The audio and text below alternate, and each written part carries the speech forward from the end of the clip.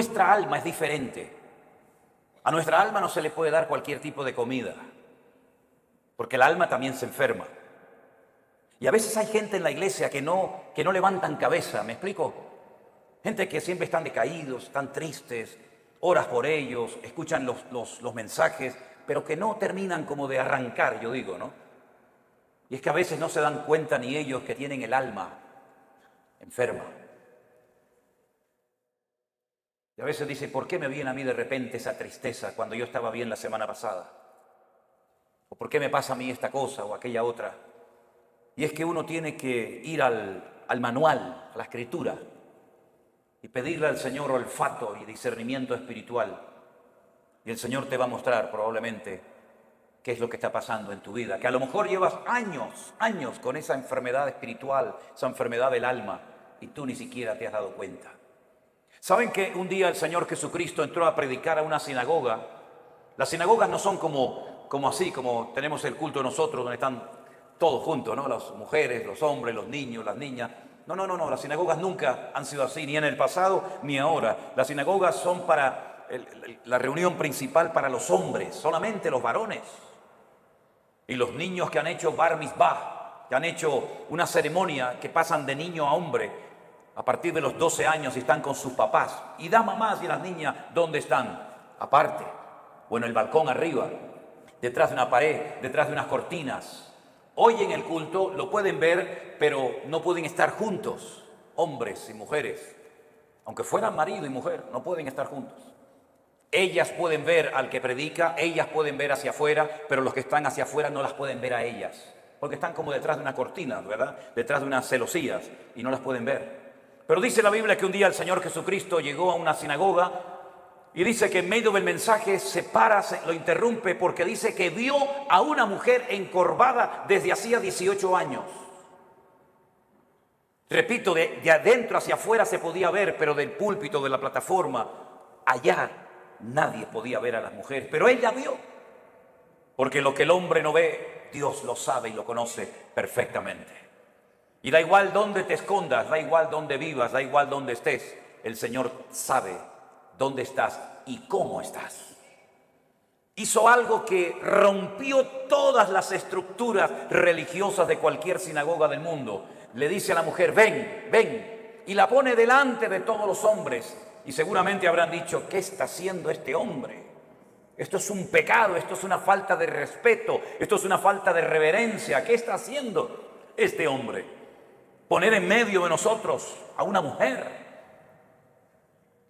Y dice la Biblia que esta mujer no se podía enderezar. Estaba totalmente curvada su columna vertebral. Y dice que llevaba en esa condición lamentable 18 años de su vida.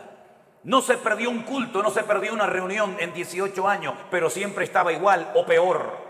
Y esa historia solamente está en el Evangelio de Lucas. Marcos no habló de ella, ni Mateo, ni Juan, pero Lucas sí. Y Lucas dice la Biblia que era médico. Y Lucas la observó, a Lucas le contaron los síntomas que tenía y él llegó a la conclusión de que de ninguna manera esta mujer nunca se iba a enderezar. Ahora, el problema aparentemente era un problema físico, pero sin embargo la Escritura dice que tenía espíritu de enfermedad y por eso no se podía enderezar. Fíjese la preposición, las preposiciones son muy importantes, hermano, muy importantes. Como cuando el Señor le dijo a Moisés, desde hasta será tu territorio, pero no te salgas de ahí porque no te voy a dar nada. Pero desde aquí hasta allí todo será tuyo. Las preposiciones en la Biblia son tremendamente importantes. Y por eso dice la Biblia que de ninguna manera se podía enderezar, porque era una persona que estaba que tenía espíritu de. No dice un espíritu, sino espíritu de. ¿Y cuál es la diferencia entre tener un espíritu o tener espíritu de enfermedad? Bueno, tener un espíritu significa tener un demonio, ¿sí o no? Tener un espíritu significa tener una presencia demoníaca en tu cuerpo y entonces cuando una persona tiene eso, las evidencias son muy distintas, amigo. No es lo mismo tratar con un esquizofrénico, no es lo mismo tratar con una persona, digamos, poseída, que con una persona, por ejemplo, que le dan ataques epilépticos, aunque a veces a endemoniados le pasan esas cosas, pero la sintomatología, la patología de la persona es completamente diferente. Y es una lástima cuando a un endemoniado se lo trata como a un loco, o a un loco se lo trata como un endemoniado, que es muchas veces lo que pasa en las congregaciones. No, él está endemoniado, no está endemoniado, tiene un problema psicológico, problema mental. Por eso hay que orar mucho y pedir sabiduría y discernimiento al Señor para saber ayudar a cada persona según su verdadera necesidad y no lo que a mí me parece que tiene, porque le puede hacer muchísimo daño a una persona, ¿verdad? Ella tenía espíritu de enfermedad, una tendencia a la enfermedad, una tendencia a ese tipo de problemas que se manifestaban evidentemente de una forma física. Es como personas que tienen tendencia al desánimo, tendencia a la depresión, una tendencia, ¿verdad?, a la crítica, una tendencia al desánimo. Cada uno de nosotros tenemos áreas de debilidad dentro de nosotros, ¿sí o no? Claro que sí, unos más y unos menos, unas más evidentes que otras, pero todos tenemos tendencia, ¿verdad? Hay gente que tiene tendencia a hablar más de la cuenta, ¿sí o no? Bueno, aquí no en Guatemala, porque ustedes están en un nivel espiritual diferente al nuestro, ¿no? Pero hay gente que tiene una tendencia a... No, me dijo una hermana, dice, hermano, ¿usted cree que yo tengo don de lenguas? Y la miré así de arriba abajo y le digo, no sé si lo suyo es don de lengua, pero tiene una lengua que parece un don, hermana. ¿Sabe? Así que esta mujer tenía espíritu de enfermedad. Jesús, cuando oró por ella, no se manifestó como el endemoniado gadareno, revolcándose, pateando, con espumarajos, con actos de violencia, sino que ella no se movió, no le pasó nada, no hizo nada dramático, no hizo un show, no hizo un espectáculo, sino que el Señor dice que puso las manos sobre ella, cosa que nunca hizo con ningún endemoniado, y le dijo, mujer, eres libre de tu enfermedad. Y entonces dice que ella inmediatamente se endereza. Y claro, el principal de la sinagoga, ante semejante milagro, tenía que haber dicho, gloria a Dios, qué bendición que a esta hermana, que la hemos tenido 18 años en la congregación, por fin puede enderezar su vida y hacer una vida normal.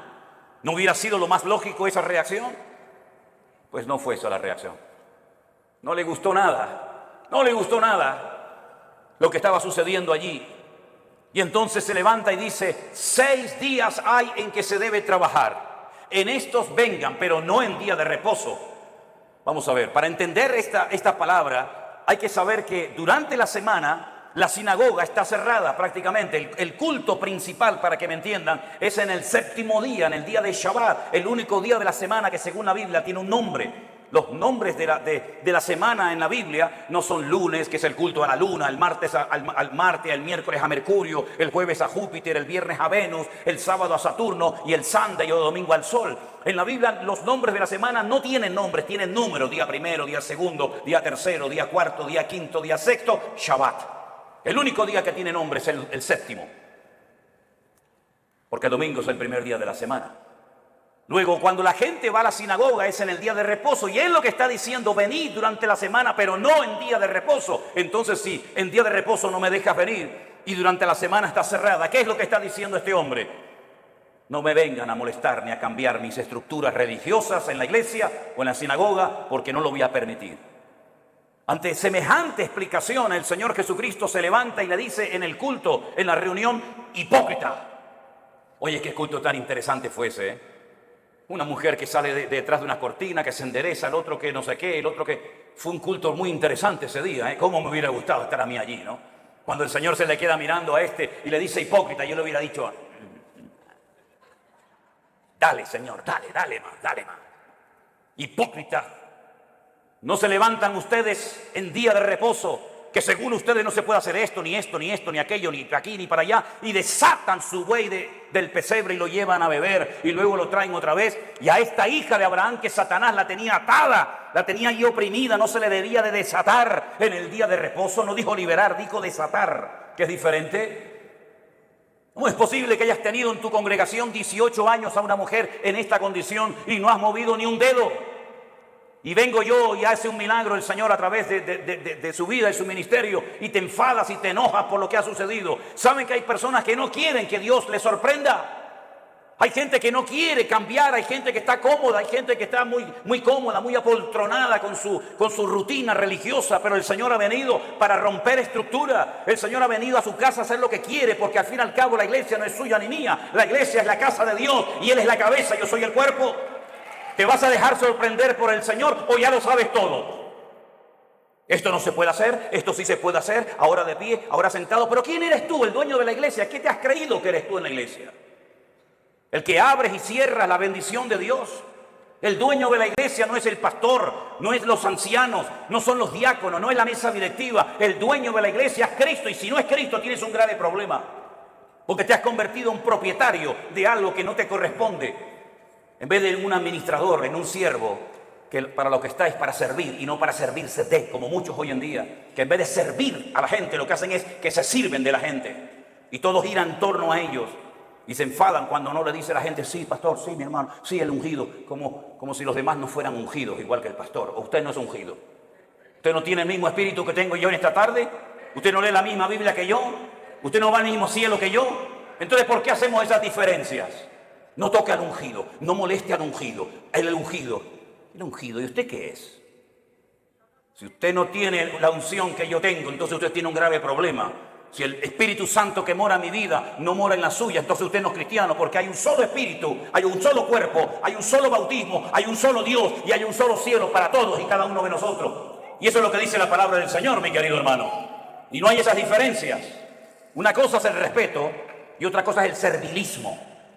Hay gente que en vez de ser siervos son como esclavos del hombre, esclavos de la doctrina, esclavos de la denominación, esclavos del ministerio. No, usted no tiene que ser esclavo de nadie. Usted tiene que ser siervo de Jesucristo. Ahora dice la palabra de Dios que esta mujer se enderezó, cosa que no podía hacer antes, porque la presencia del Señor llegó a ese lugar. Y donde está el Señor tienen que haber cambios. Lo que no puede ser es que una vida, una familia, una iglesia llamada cristiana estén siempre igual. ¿Qué es lo que hace mucha gente cuando se les predica claramente la palabra y se sienten incómodos? Bueno, lo fácil es cambiarse de iglesia, ¿sí o no? Me voy de esta iglesia porque aquí no hay amor, me voy de esta iglesia porque no cuentan conmigo, me voy de esta iglesia porque el pastor no me ama, me voy y se van a otra y después te enteras que ya no están en esa, están en otra y en otra y en otra. Es que muchas veces el problema lo queremos resolver cambiando de lugar en vez de permitiéndole al Señor que nos cambie el corazón y nos cambie nuestro carácter y nos cambie nuestra vida. Y muchas veces creemos que ya hemos llegado a un cierto nivel espiritual en el que ya no necesitamos cambios. Y la pregunta es, ¿cuántos de los que están aquí presentes quieren cambiar y quieren honrar y quieren glorificar al Señor? Levante su mano. Pues entonces, como Dios lo va a hacer a través de pruebas. Hoy se habló aquí de pruebas. ¿Saben? Dios no tiene que pedirle permiso a usted ni a mí para probarnos. Para nada. Y las pruebas por las que pasaremos a lo largo de nuestra vida, que pasaremos sí o sí, son proporcionales a nuestro nivel de fe y de madurez. Lo cual quiere decir que Dios nunca jamás va a mandar una prueba a usted por equivocación, por error. Ay, esta prueba era para Juan y se la estoy mandando a Antonio. Esta prueba era para la hermana María y me equivoqué y se la mandé a la hermana Juana. No, para nada. Las pruebas están preparadas desde la eternidad para cada uno de nosotros. Y Él nunca nos va a mandar algo que no vamos a poder soportar y llevar. Y en el caso de que nos mandara algo que humanamente hablando decimos, yo no aguanto, yo no puedo con esto, no te preocupes, que el Señor te va a capacitar y te va a ayudar para que tú pases por la prueba con gozo y con la bendición de Dios. Yo siempre he dicho que si las pruebas que el Señor le mandó a Abraham se las hubiera pedido o se las hubiera mandado a David, no las hubiera podido soportar. Porque como dije esta mañana, David ganó muchas batallas fuera del hogar, pero dentro perdió muchas. Sin embargo, cuando el Señor le pide a Abraham que sacrifique a su hijo, él no le dijo al Señor, ¿y por qué?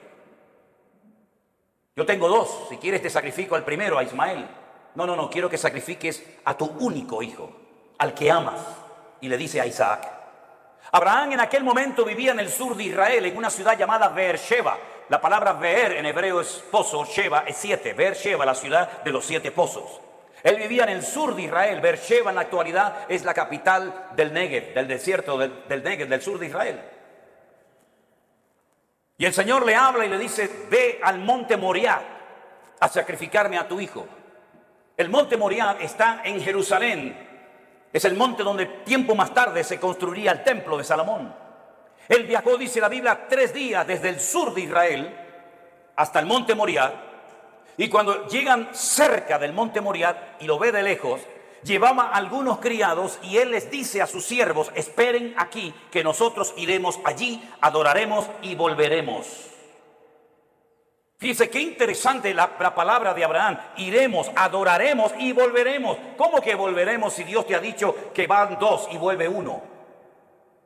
Subiréis 2 al monte Moriah, pero a 1 lo tienes que sacrificar y matarlo allí, y el que volverá serás tú solo. Pero no dijo eso Abraham, dice iremos y volveremos. No fue hasta el ministerio del apóstol Pablo, cientos, miles de años después de este acontecimiento, de la aquedá, como se llama en hebreo, de la atadura, que inspirado por el Espíritu Santo, el autor de la carta a los hebreos y también Pablo, dijo que tenía este hombre tanta fe y tanta confianza en el Señor, que si sacrificaba a su hijo, el Señor se lo podía levantar de entre los muertos. Nunca jamás en la historia Dios había resucitado a un muerto. Nunca había habido un precedente de un muerto que resucitara. Pero Abraham sabía, porque conocía a Dios. Y eso es muy importante, que tú conozcas la esencia de Dios, para que sepas si esto viene de Dios o esto viene del diablo, o sabe Dios de dónde viene esta prueba. Él sabía que si mataba a su hijo, Dios se lo podía levantar de entre los muertos. Cosa que metafórica o simbólicamente sucedió. Ahora, muchos se han imaginado toda la vida que Isaac era como un niñito pequeño, que si no quiere ir lo empujo y lo llevo a la fuerza. No se equivoque, no es así. Yo he visto en algunas iglesias y he visto en las escuelas dominicales que presentan a un niño de 7, 8, 9, 10 años, que el papá lo sube encima de un altar, lo amarra, saca el cuchillo y lo va a matar. Es que no es así lo que cuenta la Biblia. Si usted saca cuentas, podríamos ir por los textos para demostrarle lo que le digo. Isaac tenía en ese momento 40 años. 40 años tenía el hijo de Abraham. Y por eso dice que iban ambos juntos, porque Isaac no era tonto. Isaac sabía perfectamente que un sacrificio necesita de una víctima, de un animal, cordero, cabra, oveja, buey o lo que sea. Y por eso él le dice al padre: padre, veo que llevas el fuego, porque no era la primera vez que subía a un monte a sacrificar algo, a hacer un holocausto. Veo que llevas la leña, veo que llevas todo, pero falta lo principal, falta la víctima, falta el animal. Y el padre le dice: el Señor proveerá, hijo. El Señor proveerá. ¿Tú sabes que el Señor proveerá lo que necesitas? ¿Lo sabes? Abraham sabía que Dios iba a proveer lo que fuera, pero lo iba a proveer. Los dos caminaron lentamente hacia el monte Moriah. Isaac se somete a la voluntad del padre, porque entiende que la víctima en ese caso, en ese día, va a ser él. Se deja amarrar, se pone encima del holocausto, porque la palabra que aparece en el texto original en hebreo no es que lo matara, sino que lo matara y lo quemara. Lo matara y lo quemara. Imagínate la prueba tremenda. E Isaac se somete y está dispuesto a ser una víctima inocente, porque el Dios de su padre le ha dicho que así se tienen que hacer las cosas. Ahora, Abraham venía de una tierra donde sacrificar a hijos, sacrificar a niños, sacrificar a vírgenes, sacrificar a personas era lo más normal del mundo. Pero él sabía que el Dios de su padre no era un Dios que pedía víctimas inocentes de seres humanos. Pero aunque no entendía nada, se sujeta al plan y a la voluntad de Dios. Hermanos, nosotros no hemos sido llamados para entender todo lo que Dios nos va a pedir y todo lo que Dios va a hacer en nuestra vida. Gracias a Dios no tenemos esa obligación de entender las cosas, pero sí tenemos la obligación y el deber de obedecer a Dios, aunque no entienda la voluntad y la voz de Dios para mi vida. Isaac no dijo: ¿y por qué yo? ¿Y por qué no Ismael? ¿Y por qué esto? ¿Y por qué aquello? Sino se sujetó. Silencio absoluto. ¿Oyen ustedes a Isaac hablando con su padre? ¿Oyen ustedes a Isaac quejándose contra Dios? En absoluto. Porque Isaac en ese momento, aunque él no era consciente, es un tipo de Cristo, sometiéndose a la voluntad del Padre eterno, entregando su vida por todos y cada uno de nosotros. Y en el momento en el que Abraham va a sacrificar a su hijo, dice que se oyó una voz del cielo diciendo: alto, Abraham, no lo hagas. La prueba no se produjo porque Dios quería comprobar la obediencia de Abraham. Es que Dios no te prueba a ti, mi hermano, ni a ti, mi hermana, para saber cómo vas a reaccionar. Es que Dios no necesita probarte para saber cómo eres. Es que Dios no necesita pasarte por una prueba económica, física, espiritual o de la índole que sea para comprobar si eres obediente o eres un rebelde, si eres una persona espiritual o eres un cabezón. Dios no necesita probarte para sacar conclusiones. Ya Dios te conoce desde el vientre de tu madre. Las pruebas son para que tú descubras cómo eres tú realmente delante de Dios.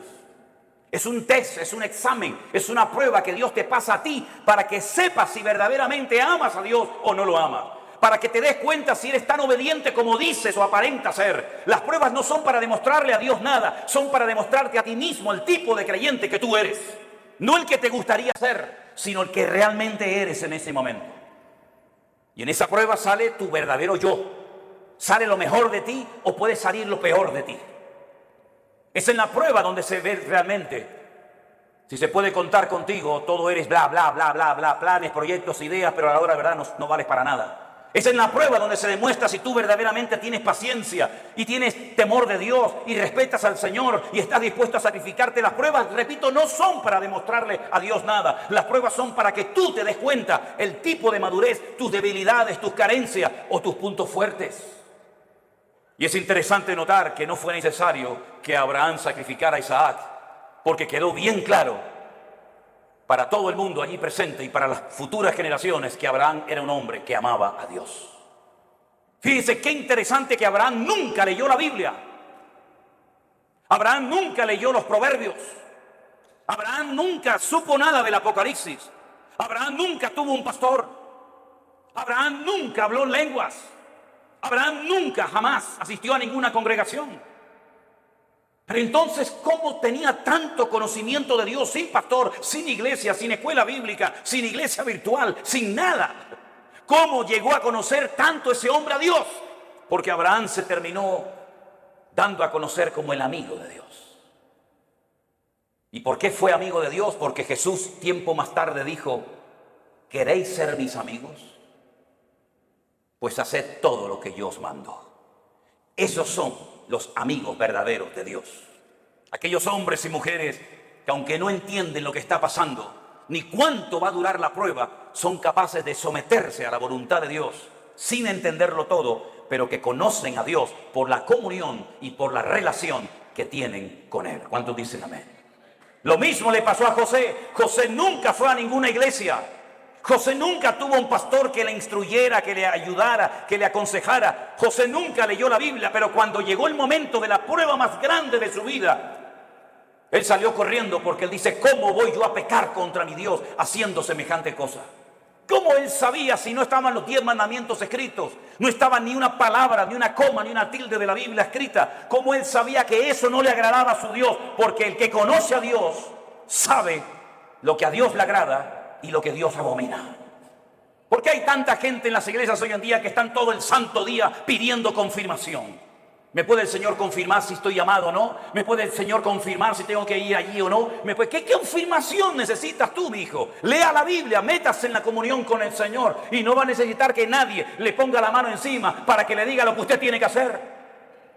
Esa dependencia enfermiza de la oveja del pastor, como si el pastor fuera su papá. Como si el pastor le tiene que decir: vaya al baño ahora.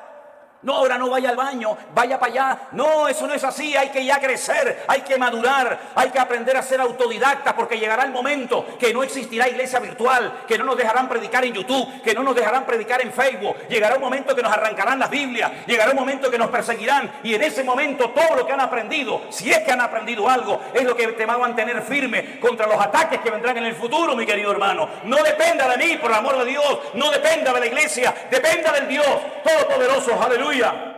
Y si no lo aprende, dudo que aguantes la prueba, porque la prueba solamente la aguantan los que aman a Dios. Yo he descubierto eso, hermanos. Las pruebas no las sacan con buena nota, con buena calificación los que han aprendido a cantar muy bien. Las pruebas no las aprueban aquellos que saben, digamos, predicar muy lindo. No, las pruebas las aprueban con muy buena nota los que en el fondo aman a Dios con toda su alma y con todo su corazón. Porque cuando una persona ama, hace cualquier locura. Cuando una persona ama, está dispuesta a poner a un hijo sobre un altar y degollarlo como si fuera una bestia.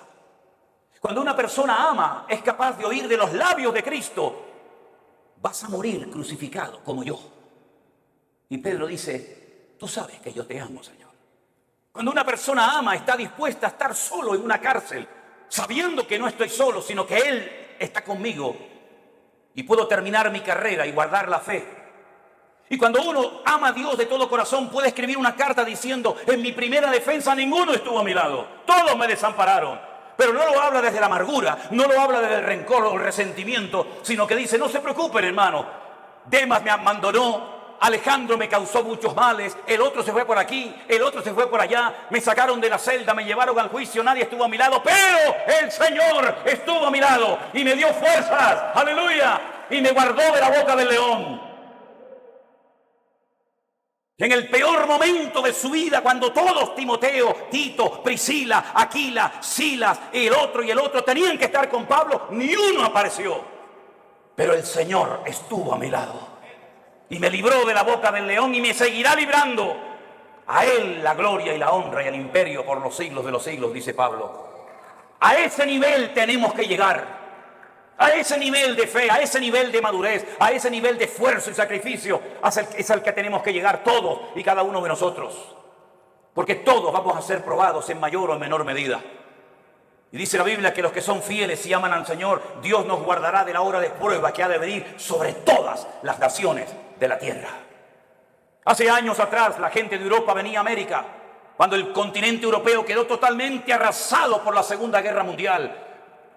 Alemania quedó destrozada completamente, Italia quedó destrozada, toda Europa plagada de muertos, edificios derrumbados, familias destruidas, 6 millones de judíos asesinados en los campos de exterminio nazi. No había esperanza, no había trabajo, no había comida, no había nada. La gente cogía un barco y se iban a Argentina, se iban a Cuba, se iban a Venezuela, como mis antepasados se fueron en barcos de vela a Cuba, Argentina, a Venezuela, porque eran países que ofrecían una esperanza a millones de personas que lo habían perdido todo: padre, madre, salud, casa, de todo. Pero ya eso pasó a la historia, mis queridos hermanos. Y más ahora que hemos conocido y hemos descubierto la perla de gran precio, que es nuestro Señor Jesucristo. Yo no necesito ir a los Estados Unidos para ser bendecido. Yo no necesito irme a países árabes o a Dubái, porque allá hay mucho trabajo. ¿Es que acaso el Dios de Guatemala o el Dios de Nicaragua o el Dios de Haití o el Dios de Cuba o el Dios de Japón es más pequeñito que el Dios de allá? ¿No ha dicho el Señor: yo estaré contigo todos los días hasta el fin del mundo? ¿No nos ha demostrado el Señor que eres el dueño de la plata y del oro? Que no es mi esfuerzo personal, sino es la misericordia y la grandeza de Dios lo que a mí me permite hoy comer, vivir, respirar y tener victoria en mi vida. Permítame decirles que este muchacho que estuvo a punto de ser sacrificado, imitando o intentando imitar el ejemplo de su padre, cuando hubo miseria y los animales no tenían pasto para comer y faltaba el agua en los pozos, él sintió en su corazón hacer lo mismo que hizo su padre, que ir a Egipto. Oye, cada vez que había hambre y miseria en Canaán, siempre había de todo en Egipto. Nunca faltaba el agua, nunca faltaba el pasto, siempre en Egipto había de todo. Y el Señor le dice a Isaac: no vayas a Egipto. Pero Señor, mi padre fue a Egipto. Claro que tu padre fue a Egipto, y a Egipto se le metió en su casa. ¿O no te acuerdas de tu hermanito Ismael, de quién nació? Y no te acuerdas de doña Agar, no te acuerdas que se fue de Egipto, pero Egipto se le metió en la casa. Tú no tienes que ir a Egipto para nada, tú te quedas aquí. Pero Señor, yo vivo en Beersheba, yo vivo en un desierto, no hay agua, no hay nada. Y el Señor le dice: siembra, siembra. ¿Pero dónde? Siembra ahí en la arena, siembra en la arena. Y después, ¿cómo riego la semilla? Escarba, busca, y empezó a escarbar, ¡pum!, le salió agua. Y vinieron los enemigos y dijeron: hay que taparle el pozo. Y le taparon el pozo. ¿Y ahora qué hago? ¿Me voy a Egipto? No, vete más allá, siembra más allá y busca agua. Y encontraba agua en todos los lados. El agua estaba debajo, solamente había que buscarla. Y dice que ese año sembró y cosechó a 100 por 1 en el desierto sin agua. Y al final vinieron los enemigos, los que le echaban tierra y piedras a sus pozos, a hacer un pacto con él, a pedirle perdón y a decir: se nota que Dios está contigo. Eso es lo que el mundo necesita ver en nosotros los cristianos. Que nuestra dependencia no está del dólar, nuestra dependencia no está de los países del norte. Nosotros dependemos del Rey de Reyes y Señor de los señores. Y el Señor está contigo como poderoso gigante. ¡Alabado sea Dios! ¡Aleluya! ¿No dice el Señor que yo soy el Dios de la plata y del oro? Qué fácil es decirlo, ¿no? ¿Sí? Nosotros hemos vivido por fe 40 años de nuestra vida. Y hemos enseñado a nuestras hijas a vivir por fe. Y hemos vivido desde el minuto 1 que nos casamos y desde el minuto 1 que salí de la escuela bíblica he vivido por fe. No he dependido de nada ni de nadie, sino solamente del Señor. Ha habido momentos de abundancia, ha habido momentos de escasez, pero el Señor nunca nos ha fallado, jamás, jamás. Hemos dormido en grandes hoteles, hemos dormido en carreteras, hemos dormido en selvas, hemos dormido en gasolineras, hemos dormido en la calle, hemos dormido en casas abandonadas, hemos dormido en montones de lugares, pero no le da igual, porque lo importante no es lo que uno tiene, lo importante es lo que uno es en Cristo Jesús. Y ese nivel de fe es la que necesitamos hoy en día los cristianos del siglo XXI. Yo decía esta mañana, y se lo recuerdo, que a veces el mundo se ha metido de tal manera en nuestras vidas que parece que si no tenemos el último zapato, la última camisa, el último teléfono, la última computadora, como que nos entra la depresión. Y yo pregunto, ¿qué tenía Pablo? ¿Qué tenía Pedro? ¿Qué tenía Santiago? ¿Qué tenían nuestros hermanos en la Segunda Guerra Mundial? No tenían nada, pero cuanto menos tienes es cuanto más el Señor está contigo. Y esa es la vida que el Señor quiere que vivamos. Por eso yo siempre he predicado y lo digo. Hermanos, la Biblia que predicamos es la misma. El Espíritu Santo es la misma. El Salvador es el mismo, el poder de Dios es el mismo, pero la iglesia no es la misma. No, la iglesia no es la misma. He conocido cristianos en Estados Unidos, mejor dicho, pastores, que me dicen, ¿saben lo primero que me pregunta una persona cuando viene a nuestra iglesia pensando en la posibilidad de hacerse miembro de la iglesia? Digo, no, dice, ¿tienen buenos aparcamientos, buenos estacionamientos para los carros aquí? Sí. ¿Tienen aire acondicionado las clases de los niños? Sí. ¿Las butacas de la iglesia son en madera o son así mulliditas? Y cuando pasan la lista y tienen todo lo que sus necesidades demandan, se hacen o no miembros de esa iglesia. Yo te mandaría un tiempo a África, a Corea del Norte, a Irán, a Pakistán y a lugares donde los hermanos a escondidas de noche tienen que ir con un pico y una pala a romper bloques de hielo así de gordo y bautizarse en lagos helados para que no los maten las personas que están a su alrededor. Te mandaría a lugares donde solamente hay una Biblia para toda la iglesia y los hermanos se la pasan de unos a otros durante varios días y la copian a mano.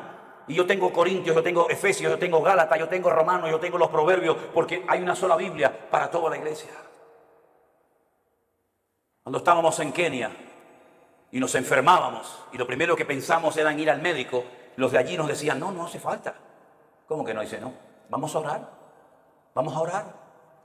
Porque sabían que tal vez no tenían dinero para medicinas, pero tenían a su alcance el poder de Dios. Nos hemos hecho tan burgueses espiritualmente hablando, que si se retrasa la comida 10 minutos ya nos ponemos nerviosos. Nos ponemos tan nerviosos cuando faltan determinadas cosas. Y después algunos me dicen, no, yo quiero servir al Señor. Me vino uno una vez a la iglesia y me dice, yo quiero servir al Señor. Y estaba de pie y yo estaba poniendo la moqueta en la iglesia con un señor ya muy mayor. Y le digo, ¿y por qué no te agachas y me ayudas a poner la moqueta de la iglesia? Y me dice, es que yo soy cantante, yo soy músico. Digo, tú eres un idiota. No, que cantante y músico. Los cantantes y los músicos no trabajan. La Biblia dice que el que no quiere trabajar, que no coma, es decir, que se muera de hambre. Eso dice la Biblia, ¿eh? No quiere trabajar, no coma. Y el que no come ya sabe lo que le pasa. ¿No trabajaba el Señor? Dice, yo trabajo y hago la obra del que me envió. En otras palabras, mis queridos hermanos, la iglesia tiene que despertar y darnos cuenta de que si la iglesia sigue viviendo como ha vivido en estos últimos 30, 40, 50 años, por eso la iglesia entró en una decadencia, por eso el mundo se metió en la iglesia, por eso la gente ha salido herida, por eso la gente ha comido veneno y comida caducada en las congregaciones. ¿Por qué? Porque nos hemos agarrado a cosas y hemos convertido la iglesia en el campo, cuando la Biblia dice que el campo es el mundo, no la iglesia. Y por eso para algunos la iglesia virtual era una locura, porque necesitan el púlpito, necesitan la banca, necesitan tocar. Y el Señor nos ha enseñado que sin púlpito, sin banca, sin nada, el Señor ha alimentado y bendecido a su pueblo en todas las naciones de la tierra. Por eso yo les animo a todos y a cada uno de ustedes que no olviden todo lo que hemos aprendido desde marzo del 2020 hasta el día de hoy. Que no tengamos una amnesia, sino que recordemos todo lo que el Señor nos ha venido enseñando y mostrando día a día. Estos testimonios de gente cambiada, estos testimonios de gente sanada, testimonios de familias restauradas, todo esto lo ha hecho el Señor sin necesidad de que una persona sea la estrella y el protagonista. La obra la ha hecho el Señor nuestro Dios, al cual le damos a Él siempre toda la gloria y toda la honra. Aleluya. Así que, mi querido hermano, Dios sí que nos guardará de las pruebas, claro que sí, pero nuestro nivel de madurez tiene que ser elevado. Me sorprendió mucho cuando fuimos a la cárcel el otro día, los pastores, sí, pastores que están allí también cumpliendo condena, privados de libertad, pero saben que ese es el momento y el lugar donde tienen que estar atendiendo y ministrando a otras personas. Cada uno de nosotros tenemos un lugar en el cuerpo de Cristo. Yo sé cuál es el mío y cuál no es el mío. Pero yo quiero que usted cierre sus ojos en esta tarde y a partir de hoy se proponga seriamente decirle al Señor cuál es mi sitio y cuál no es mi sitio. ¿Qué tengo que hacer y qué no tengo que hacer? ¿Qué tengo y qué no tengo? Pedro le dijo a aquel paralítico, no tengo. No esperes de mí plata y oro porque no tengo, pero lo que tengo te lo voy a dar. La Biblia dice que antes de que una persona sea usada, primeramente tiene que ser probada.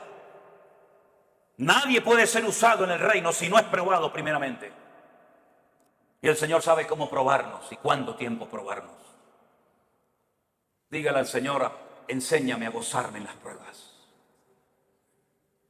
Descubre mi corazón para que realmente me dé cuenta si verdaderamente yo te amo o no te amo tanto. Hemos visto que el Señor nos ha bendecido, nos ha prosperado, nos ha usado. Pero todavía queda mucho camino por recorrer, hermanos. Muchas almas, muchos países que visitar, muchos lugares donde ir. Y si somos fieles y obedientes al llamado de Dios, Dios seguirá guiando nuestros pasos y fortaleciendo nuestras vidas. Señor, te damos gracias en esta tarde por este día de victoria, de bendición que hemos pasado juntos, Señor. Gracias por los hermanos que se han bautizado. Gracias por los testimonios que hemos oído. Gracias por el tiempo que hemos podido pasar juntos en armonía. Pero sabemos que estos solamente son unos pocos días, que la vida realmente está allá afuera esperándonos. Yo te ruego, Señor, Dios del cielo y de la tierra, que traigas madurez a nuestros corazones y a nuestras vidas. Que estemos dispuestos a ser probados y a gozarnos en las pruebas. Bendito sea tu nombre, Señor. Busque a alguien en este momento y ore con él junto, por favor. Busque a alguien, sea esposo, sea su marido, sus hijos, un hermano que no conoce de nada, da igual. En estas reuniones, en estos encuentros que hacemos, se produce algo muy bonito. Y es ver hermanos de la misma ciudad que no se conocían, que aquí en estas reuniones se conocen. Hermanos que no se conocían de nada antes, ahora se hacen amigos y se dan abrazos. En estos lugares le hemos demostrado al mundo que somos capaces de juntarnos con hermanos pentecostales, con hermanos bautistas, con hermanos metodistas, con hermanos de cualquier denominación. Y somos capaces de juntarnos juntos y alabar a Dios y honrar a Dios sin levantar en alto una bandera, sin levantar en alto el nombre de un hombre o de una denominación. Dios está rompiendo barreras, hermanos queridos. Pastores de diferentes iglesias vienen a nuestros encuentros, vienen a nuestras reuniones y juntos alabamos al Señor. Y eso es algo milagroso que nunca se había dado, o por lo menos hace mucho tiempo. Aquí nos juntamos hermanos de diferentes nacionalidades, ricos, pobres, blancos, negros, hermanos que tienen una tendencia denominacional, hermanos que tienen otra creencia denominacional, hermanos que levantan las manos, hermanos que no levantan las manos, hermanos que hablan en lenguas, hermanos que no hablan en lengua. Eso es lo de menos. Lo que nos une no es eso. Lo que nos une es el amor de Dios. Y lo que queremos es impactar al mundo con el amor de Dios en nuestros corazones. Aleluya. Recibe la gloria, mi Dios. Y así orando los unos por los otros, te damos gracias por tu fidelidad. Gracias por tu palabra, Dios mío. Aleluya. Gracias, Señor, por el milagro de la iglesia. Gracias, Señor, por los hermanos que vienen haciendo grandes esfuerzos para venir a comer palabra viva.